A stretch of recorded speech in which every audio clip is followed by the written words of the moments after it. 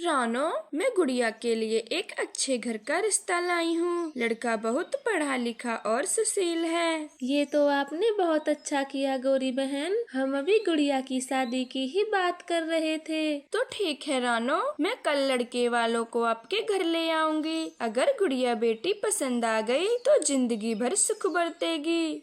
ठीक है गौरी, तो कल हम दोनों काम पर नहीं जाएंगे, आप उनको लेकर आ जाना हमारे घर। फिर गौरी कव्वी लड़के वालों के घर चली जाती है और रिश्ते की बात को आगे बढ़ाती है। ठीक है गौरी बहन, हम कल आपके साथ चल देते हैं। अगर हमको गुड़िया बेटी पसंद आ गई तो शादी भी जल्दी ही करेंगे। हाँ हाँ बहन जी, बिल्कुल, आप बस कल तैयार रहना। अब मैं चलती हूँ। फिर गौरी कव्वी अपने घर चली जाती है और इधर रानो चिड़िया भी बहुत खुश थी। टुन्नू जी, हमारी बेटी की किस्मत कितनी अच्छी है जो उसके लिए इतने बड़े घर से रिश्ता आया। हाँ रानो, गरीबी तो हमारी बच्ची ने इसी घर में बहुत देख ली। अब भगवान करे उसका आगे का जीवन सुख में बीते। और अगली सुबह गौरी कव्वी लड़के वालों को उनके घर लेकर आ जाती है। गौरी बहन, हमें तो गुड़िया पसंद आई। अगर इनको भी हमारा बेटा गुल्लू पसंद आया है तो शादी की तारीख पक्की करते हैं। हाँ हाँ बहन जी, हम सभी को गुल्लू बहुत पसंद आया है। आप बस शादी की बात पक्की कीजिए। फिर वह सब शादी की बात पक्की कर वहाँ से चले जाते हैं। टुन्नू जी, आपने शादी की तारीख इतनी जल्दी क्यों रखी? ये तो बहुत जल्द ही आने वाली है। इतने दिनों में रुपए पैसों का इंतजाम कहाँ से होगा? अरे रानो, इतना अच्छा रिश्ता बार बार नहीं मिलता। पैसों का इंतजाम तो मैं कहीं न कहीं से कर ही लूँगा। यह कहकर टुन्नू चिड़ा जहाँ काम करता था वहाँ पर चला जाता है और गुड़िया की शादी की बात बताता है। मालिक जी, कुछ रुपए पैसों का सहारा दे दो, गुड़िया बेटी की शादी है। टुन्नू, मैं तुझे एक भी पैसा नहीं दे सकता क्योंकि इस बार व्यापार में बहुत घाटा आया है। यह सुनकर टुन्नू चिड़ा वहाँ से चला जाता है और मन ही मन सोचने लगता है, शायद मुझे इतनी जल्दी पैसे कहीं से नहीं मिलेंगे, मुझे कुछ और इंतजाम करना पड़ेगा। यह सोचकर टुन्नू चिड़ा एक साहूकार के पास चला जाता है और उसके पास अपना घर गिरवी रख पैसे ले लेता है। टुन्नू, मैं तुझे सिर्फ 6 महीनों के लिए पैसे दे रहा हूँ। अगर मेरे पैसे टाइम पर वापस नहीं किए तो घर पर मेरा कब्जा होगा। ठीक है सेठ जी, मैं समय से पहले आपके पैसे चुका दूंगा। फिर टुन्नू चिड़ा पैसे लेकर अपने घर चला जाता है और रानो चिड़िया को पैसे दे देता है। टुन्नू जी, इतने सारे पैसे आपको किसने दे दिए? रानो, मैं आपसे झूठ नहीं बोलना चाहता। मैंने ये घर मोती सेठ के पास गिरवी रख दिया है। टुन्नू जी, आपको घर गिरवी नहीं रखना चाहिए था। अगर मोती सेठ के पैसे 2 दिन भी लेट हो गए तो वो हमारे घर पर कब्जा कर लेगा। आप चिंता न करें रानो, 6 महीने का समय है हमारे पास। जब तक हम ये पैसे आराम से लौटा देंगे। फिर टुन्नू और रानो चिड़िया पैसे लेकर बाजार चले जाते हैं और शादी का सामान खरीदना शुरू कर देते हैं। रानो जी, आखिर हमारी बेटी हमें छोड़कर चली जाएगी। मेरा तो उसके बिना मन भी नहीं लगेगा। टुन्नू जी, मुझे तो सिर्फ एक बात की खुशी है, वो हमारे गरीब घर से निकलकर एक अच्छे घर में जा रही है। मेरी तो सारी चिंताएं ही दूर हो गयीं। वह परिवार ऐसे ही शादी की तैयारियों में लगा हुआ था और तभी गौरी कव्वी उनके घर आती है। रानो, मुझे तुझसे एक जरूरी बात करनी है। हाँ गौरी बहन, कहिए, आपको क्या बात करनी है? वो क्या है कि लड़के की माँ आज मेरे घर आई थी और बोल रही थी कि हमें दहेज में एक मोटर बाइक चाहिए। लेकिन गौरी बहन, पहले तो उन्होंने ऐसा कुछ ना कहा था। मैंने तो उनसे बहुत कहा कि वो इतने गरीब हैं तो मोटर बाइक कहाँ से लाएंगे, लेकिन उन्होंने मेरी एक ना सुनी और कहा है कि अगर मोटर बाइक का इंतजाम हो जाए तो बता देना, हम बारात लेके आ जाएंगे।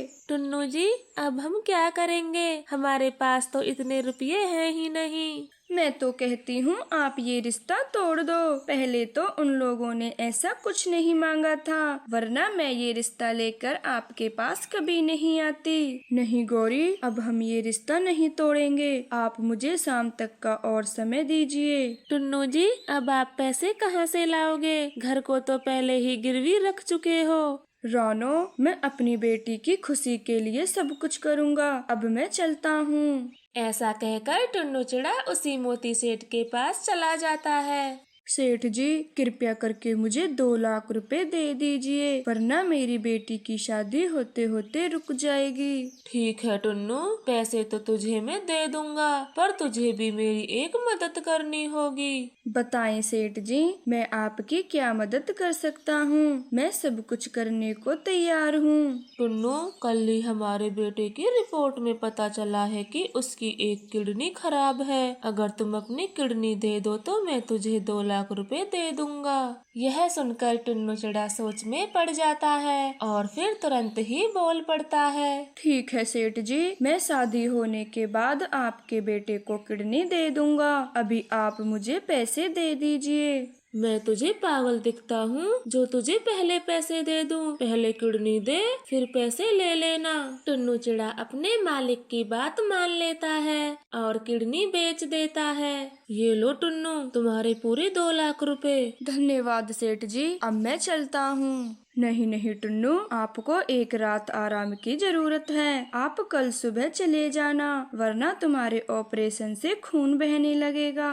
फिर टुन्नू जैसे तैसे एक रात वहाँ गुजारता है और सुबह होते ही वहाँ से निकल जाता है। रानो चिड़िया उसे देखकर घबरा जाती है। टुन्नू जी, आपको यह चोट कैसे लगी और आप सारी रात कहाँ थे? रानो, उड़ते समय मेरी टक्कर एक नुकीले पेड़ की टहनी से हो गई। बस जब ये चोट मुझको लग गई। आप ज्यादा परेशान ना हो, मैं रुपए का इंतजाम कर लाया हूँ। फिर गुड़िया की शादी बड़ी ही धूमधाम से गुल्लू चिड़े के साथ हो जाती है। अरे ओ गुड़िया, तुझे जरा भी शर्म नहीं आई जो मुझे ये सूखी रोटियां थमा दी? माँ जी, घर में घी खत्म हो गया है। तो कभी अपने मम्मी पापा के घर से भी 2-4 किलो घी नहीं ला सकती, जो इस घर का खा खा कर मोटी हो गई है? माँ जी, आपको तो पता ही है मेरे मम्मी पापा कितने गरीब हैं। तो फिर शादी ही क्यों की थी? इस गोरी कवि ने हमें किन गरीबों के बीच फंसा दिया। एक मोटर बाइक भी कहने से दी है। गुड़िया की सास गुड़िया को हमेशा ऐसे ही ताने सुनाती रहती। एक दिन भी गुड़िया को चैन से नहीं रहने दिया। माँ, मेरी नौकरी लगने वाली है, परंतु उन्होंने पहले 50,000 रुपए मांगे हैं, तो आप जल्दी से अलमारी से मुझे पैसे दे दो। बेटे, हम अपने पैसे खर्च क्यों करें? आखिर ये बहू किस दिन काम आएगी? नहीं माँ जी, मुझसे पैसे लाने का ना कहें। मेरे मम्मी पापा के पास अब कुछ नहीं बचा। तो तेरी भी इस घर में कोई जगह नहीं है। अभी के अभी मेरे घर से बाहर निकल जा। नहीं माँ जी, मुझे घर से बाहर ना निकालिए। ये शादी मेरे पापा ने बड़ी ही उम्मीदों के साथ की थी, लेकिन गुड़िया की सास उसकी कोई भी बात नहीं सुनती और उसे घर से बाहर निकाल देती है। और इधर टुन्नू चिड़ा भी बीमार रहने लगा था। तभी उसकी बेटी वहाँ पर आ जाती है और उन्हें अपने ससुराल की सारी बातें बताती है। क्या कहा गुड़िया बेटा?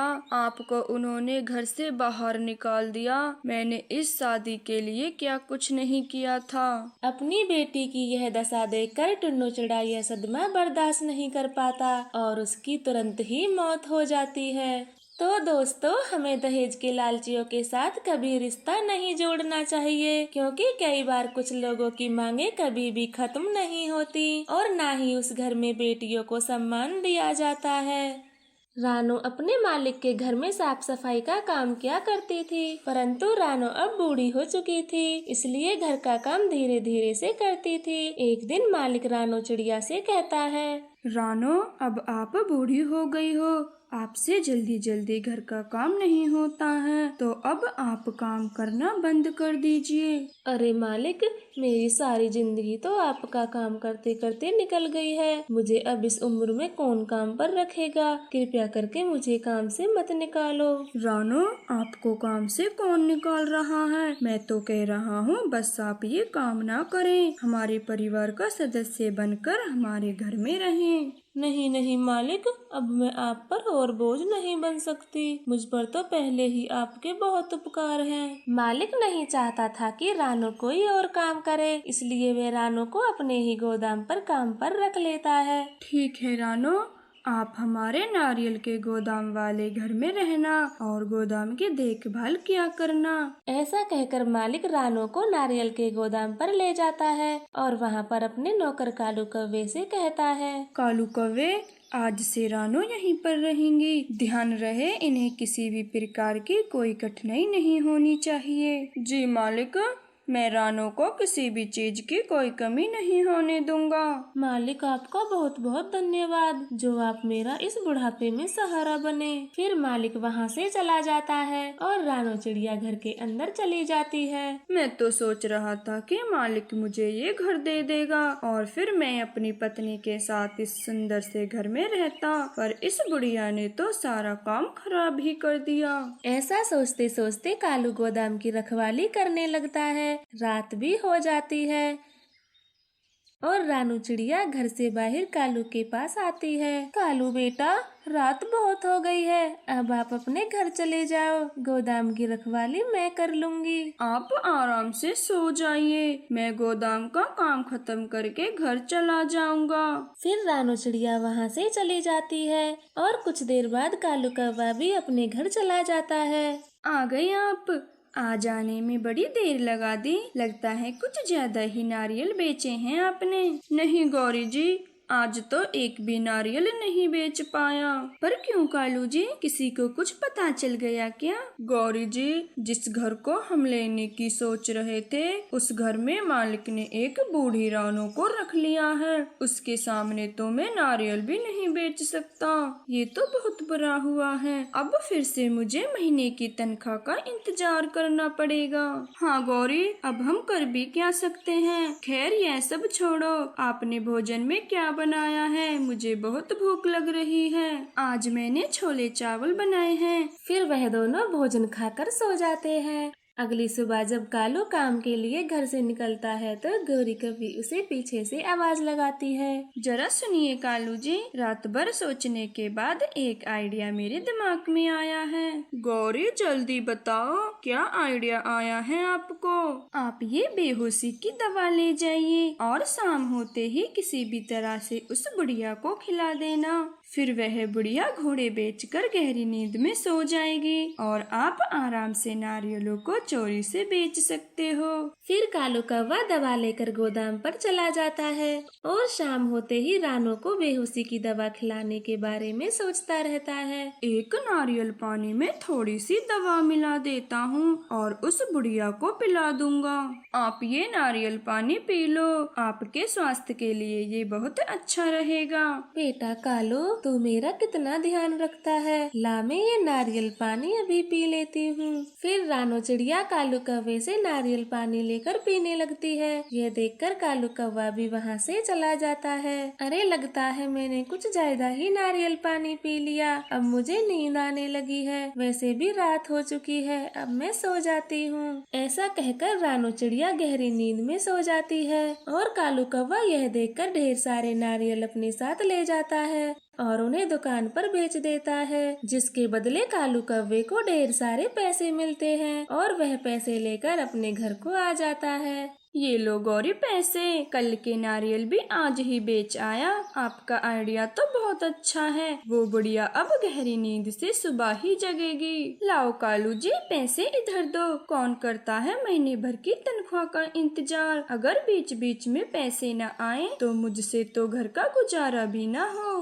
कालू कौवा और गोरी कौवी तो बहुत खुश थे।